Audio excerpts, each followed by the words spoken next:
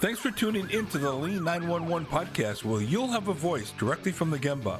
I will rely on my 3 decades of Lean successes as well as my failures to answer your most challenging questions regarding your Lean transformation.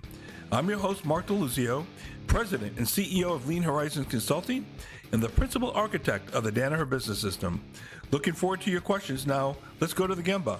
Hello, my name is Mark DeLuzio. Welcome to episode 5 of the Lean 911 podcast, where today we're going to talk about trust and how it relates to a lean transformation and why trust is so important. So let's get going and talk about trust. Trust has been something that has been really big in the lean community over the last, 6, 12 months. People talking a lot about trust.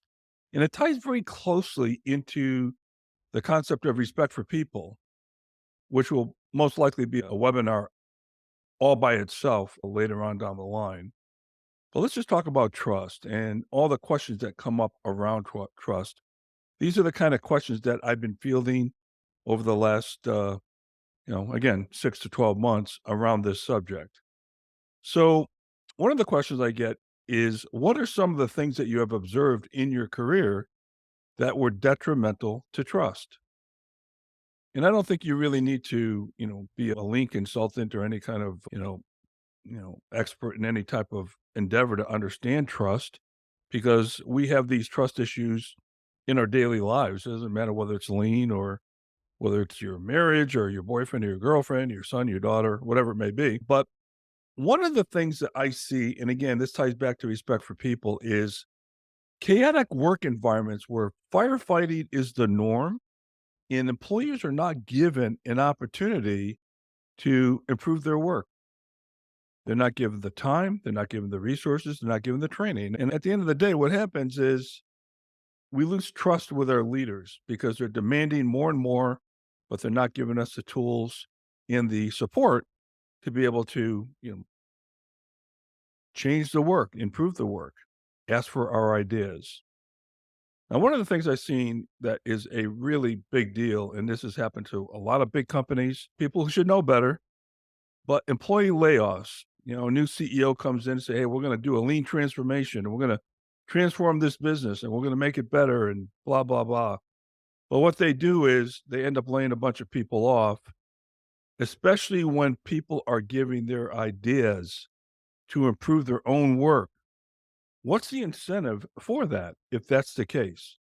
Lean does not mean less employees are needed. Any leader, any idiot could lay people off. That's an easy thing to do. But quite frankly, real, spirit of leadership is, how do you take these improvements and grow your company with better quality, better service, which obviously, will result in better cost and better profits, and profits are good for everybody. But laying people off is the easy thing to do. And once that starts happening, there's no trust at all. And I'll talk more about that a little bit more. CEOs who receive huge bonuses while people are being marched out the door. How many times have we seen that? Unbelievably disrespectful. How can you trust any leader that's going to do that? And I've even seen companies that announce layoffs right before Thanksgiving, saying, hey, by the way, when you come back in January, we're going to have another round of layoffs. Merry Christmas, Happy New Year. I hope you can afford that bike for little Johnny, right? So these kind of things are just not good, right? So we have to get to a point where this cancer, or as the Japanese call it, GAN, G-A-N, is eliminated from leadership. Now let's talk more about the types of things in the whole trust space. The other question is, what are the benefits of trust? And that's probably an easy question anybody can answer, but the benefits of trust, quite frankly, is peace of mind, knowing that you don't have to worry about your back. You don't have a target on your back. And it allows you to focus on excelling in your work and doing the right thing instead of, you know, covering up mistakes because you're in a blameful environment where people will blame you rather than look at the process relative to the process you've been given to work on that you can't improve because of the aforementioned issues that I talked about. So this whole peace of mind goes back to respect for people again. It goes back to It goes back to stress. It goes back to your personal health, both physical and psychological. Sends right into the workplace when there's not trust. I mean, right into your home, I should say. When you walk home and you've got a very stressful day and you're, spending most of your day protecting yourself because you don't trust your boss, you don't trust your leadership. Well, guess what happens? You bring that home. And the minute you walk in the door, your family sees it. So these are some of the things that we want to avoid to build a trustful environment. What is the role of trust? Well, it's pretty easy. Without trust, lean transformations fail miserably, and they're extremely costly in so many different ways. Now, you can argue you might have some spot, improvements here. You might have a great story to tell over there, but is your company really transforming? And what I'm really talking about is the things you can't see, not whether or not you moved machines into a cell and created one piece flow. All right. When I was at Toyota, one of my first many trips in Japan, I asked, how they can allow their competition to come visit their factories. They were letting Ford and GM and, Chrysler into their factories. And the answer I got was what they need to know they cannot see. And I said, what the heck does that mean? And it took me a long time to figure that out. But this is part of it, right? The trust part of this thing is part of what we're talking about. All right. So what they needed to know they could not see. How do you see the relationship between leaders? How do you get to see how people really feel? Right. Now, this is true for any relationship, not just in a lean environment. It's true for any relationship. So I think we all have been there to some degree and, had people in our lives that we didn't trust to one degree or another. So this should not all be all that new. And it's not unique to lean, by the way. Yeah, we're talking about it in the context of lean. Maybe that's our laboratory, but trust is an overarching issue, whether you're doing lean or not. And so, these are the kind of things that we need to think about as we go on any journey, whether it be lean or any other, relationship that we might have with anybody, whether it's our leadership, the people we work with, the people that work for us. All right. So those are the things we have to think about. How do you improve trust within an organization? Now, I think one of the biggest detriments to trust is lack of communication. To me, that's the enemy of trust, lack of communication. I'm thinking about what you're thinking about me. Do you really like the job I'm doing? Or am I going to get blindsided 2 months from now in my annual batch oriented employee review, my performance review? And I went 11, 12 months without knowing you didn't like what I was doing because you didn't talk to me. I got no feedback from you at all. So, how do you do that? Well, communication should be a process. It should be a process. Hey, geez, I have people say to me, well, my boss won't talk to me. Well, set up a process. Hey, look, maybe every Friday at 2 o'clock or twice a month or whatever. Hey, let's have a 30-minute recap. Hey, what do you think about how we're doing? How am I doing? Let me give you some feedback into how I think you're doing, Mr. Leader, Mrs. Leader. Okay. And set up a process of communication. Some people want to be updated all the time and they don't have a process to do that. Well, my own people don't talk to me. They don't bring me up to speed of what's going on. Well, set up a darn system, set up some type of process to facilitate this kind of communication and be clear about what the things are that you want to know about. It should not be that hard. But again, lack of communication, if I always have to think about what you're thinking, then I'm going to come to the wrong conclusions. All right. So you must be truthful and work on yourself as to how you communicate. All right. Because that's the only thing you really can control at the end of the day. Now, when it comes to communication, I get questions, how do you structure questions with your manager to build trust? And how do we come the challenges to building trust? Well, I think communication, again, going back to that whole thought process is really key, but you need to adjust your communication style to the person you're talking to, whether it's your boss, your peers, your employees, whatever. So I'm the kind of guy that likes to go in and, BS about the football game last night on Monday morning. Or, perhaps talk about, hey, what my grandkids did this weekend. My grandson went to a Rubik's Cube tournament. I want to talk about that for 15 minutes. And maybe the person I'm talking to would want to hear that and they'd love to tell about their stories and all that. Or, I've met leaders who was like, give me the facts, ma'am. Give me the facts, okay? I just wanna know the facts and then get out because 'cause I'm busy and I got work to do. You should be able to sense and be sensitive to the person's communication style and then adjust yourself as to how you communicate with that individual. That will go a long way in facilitating good communication. Because if you go in to somebody who just wants the facts and they want you out and because they got things to do, they don't have time for chit chat, and you start talking about the football game last night, it's not gonna be a good day for you, okay? So, you can't change somebody else's communication style, but you can change how you communicate to that person at that point in time. It doesn't mean you're gonna change your overarching way you communicate, but for that individual, yeah, you are. All right. So that's an important thing to remember. We have a lot of control over this if we do it right. Now, and if you don't change your style according to that person's communication style, then when it comes down to setting up a process, there's no way I want to set up a process with you to talk to you. You're going to waste half my day just talking about, again, the football games, your grandkids, your vacation, your hobbies, your golf game. No, I'm not gonna set up that process, okay? So be conscious of what's going on with the person you're communicating to. And again, that goes for anybody, not just your leadership or your boss or what have you. Okay. How can an internal or external consultant see symptoms that there is a lack of trust in an organization? Well, this is a tough one. And Colleen Sepulsa, who's a colleague of mine, is working on a readiness that talks all about this. It's still a work in progress, and she and I have been, coordinating and communicating over the last month or 2 about this, but some semblance of a readiness assessment to say, "Hey, is there a level of trust to go into a lean transformation? Can we really do that?" Lean's got a black eye from so many, leaders who have misused it, laying people off as they walk in the door saying, "We're gonna transform this company." Lean, deservedly so, got a black eye because it's been misused and abused. So this readiness assessment is very important to make sure that, first of all, there's trust that exists to begin with. All right. And if trust isn't there, we perhaps need to put the communication and other systems in place to be able to at least get trust out in the open and get that moving. Right. One company I worked with, they spent most of their time doing PowerPoint presentations to their boss to justify their position.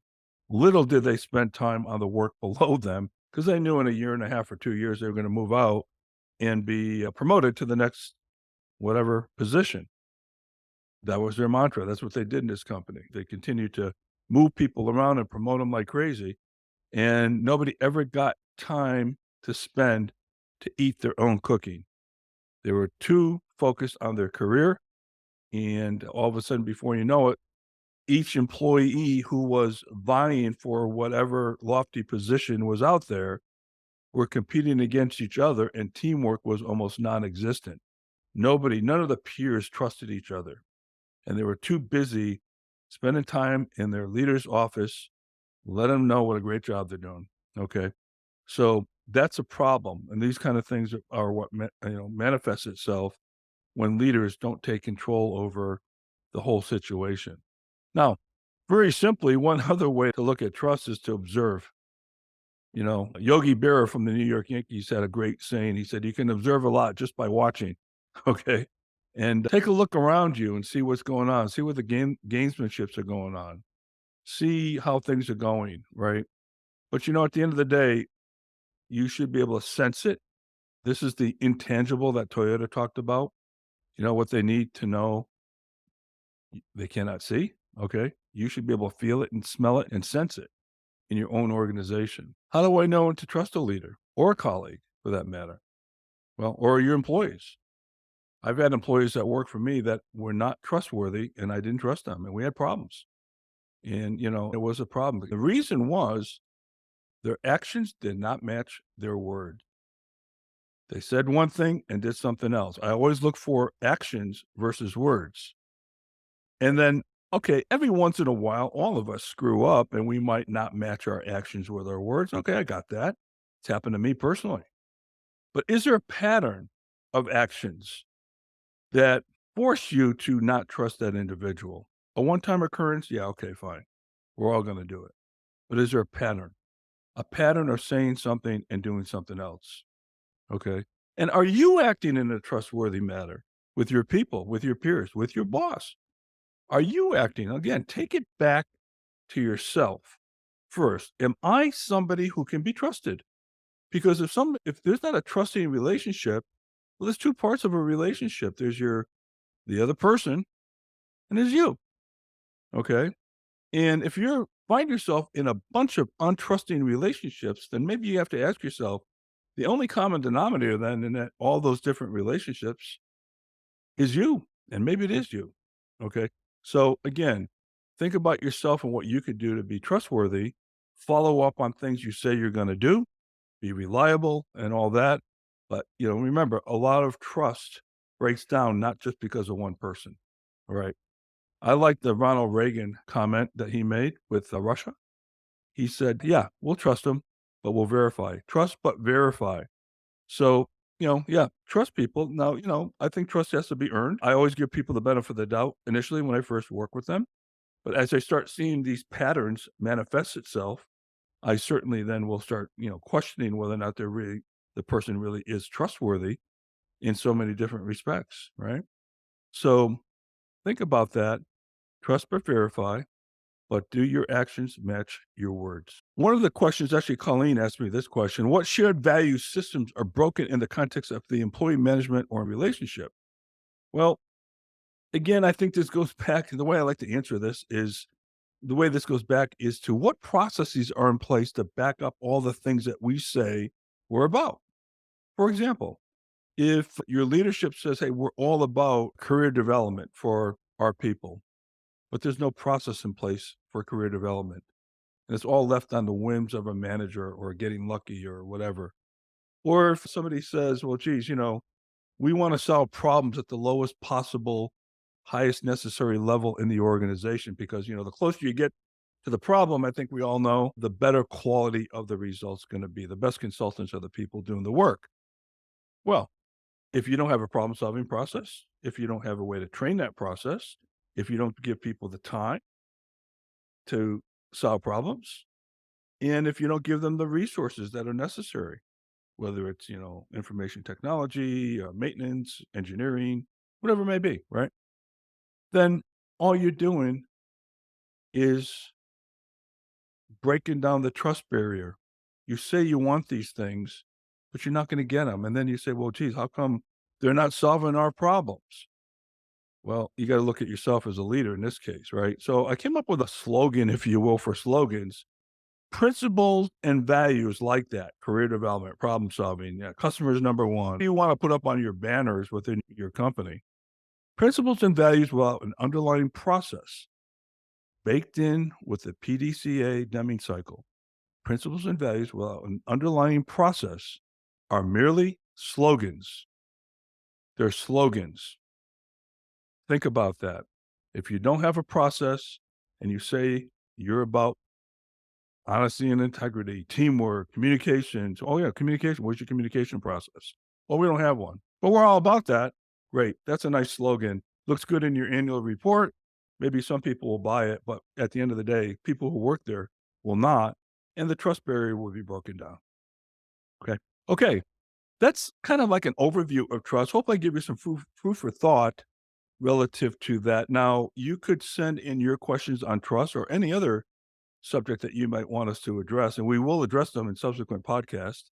This is only number 5 of, ongoing podcasts that we're going to be doing in the future. So Lean 911 again is designed to talk to you about the things that you don't find in a book all that much, right?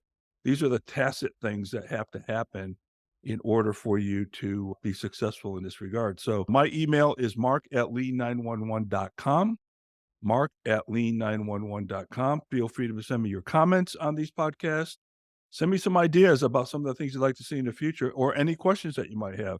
And we will get back to you one way or the other or, address them on a subsequent podcast down the line. Okay. So let me just close this thing out. Thank you very much. Right now, this podcast, along with others, are going to be launched in January of 2023. Right now, it's December, 2 days before Christmas. and I look forward to a good 2023 with a lot of dialogue. And we'll also have some guests on the show as well to talk about different aspects of the struggles that you might be going through. Okay. So God bless. Thank you very much. And we'll see you on the next show, which is going to be episode number 6. Thanks.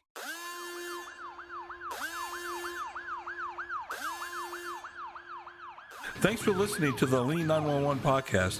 I'll be happy to address your questions or feedback on future episodes. Email me at mark@lean911.com. You can check out our other episodes by visiting our website at lean911.com, our YouTube channel, wherever you listen to podcasts. This is your host, Mark DeLuzio. Thanks for listening.